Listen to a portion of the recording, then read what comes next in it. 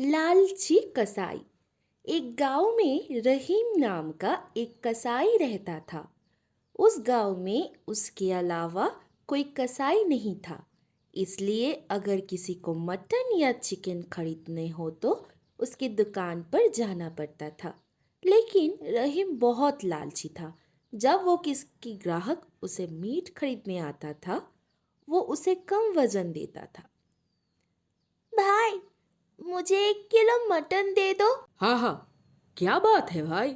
आज मैं तुम्हें बहुत खुश देख रहा हूँ। मैं आज परीक्षा में प्रथम आया हूँ, इसलिए माँ ने मुझे मटन बना के खिलाने की वादा करा था।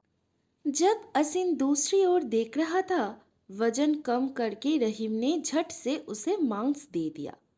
इस तरह रहीम सबको बुद्धू बना के चल रहा था। उसे इस बात का भनक भी नहीं पड़ा कि मैं उसको मांस कम दे रहा। इसी तरह से ही मैं मांस कम देकर पैसा ज्यादा लेकर अमीर बन जाऊंगा। एक दिन उसकी दुकान पर नीता की एक आदमी आया। उसने कहा, रही, नीता के घर कल 30 किलो मांस चाहिए। ये पैसे ले लो और कल सुबह समय पर पहुंचा देना और सबसे पहले जाकर मटन दे आना।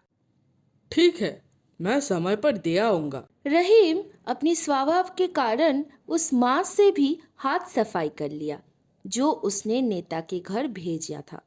उसने नेता के घर सिर्फ 25 किलो मांस ही पहुंचाया। रहीम को कितने किलो मांस लाना था? 30 किलो हुजूर। तो मांस कम कैसे हुआ? इससे पहले तो कभी इतनी कम नहीं हुआ। तब तो मांस बचता था, तो आज ही इतना कम क्यों हुआ? यदि रसोई ने मांस निकाला नहीं है तो वह कम नहीं होना चाहिए। रसोई को बुलाओ। हुजूर, आपने बुलाया? क्या बात है रसोइया जी, पिछले बार मटन ज्यादा हुआ था, इस बार इतना कम क्यों?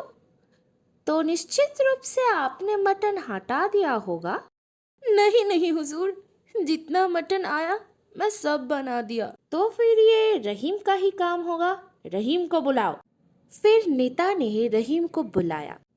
बोलिए हुजूर। रहीम, तुमने मुझसे बेईमानी की है और इसलिए तुम्हें इसकी सजा मिलनी चाहिए। क्षमा करे हुजूर, मुझसे गलती हो गई है। मैं वो गलती दोबारा नहीं करूंगा। लेकिन नीता ने रहीम की बात को नहीं मानी, राजा से शिकायत की और जेल भेज दिया।